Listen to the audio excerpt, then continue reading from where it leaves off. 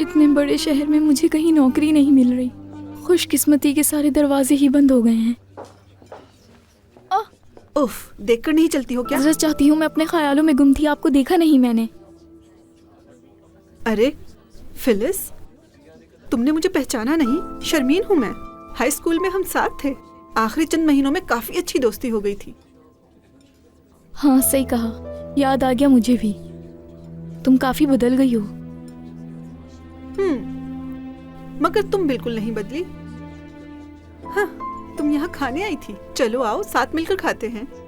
नहीं, मैं तो यहाँ नौकरी के सिलसिले में आई थी। ओह, वाकई में? हाँ बिल्कुल। खैर, अब मुझे चलना चाहिए। खुदा हाफिज, फिर मिलेंगे। फिलिस, एक मिनट रुकना जरा। देखो, ये मेरे हस्बैंड की कंपनी का कार्ड है। तुम उनके पास चली जाना, वो तुम्हारी मदद कर देंगे।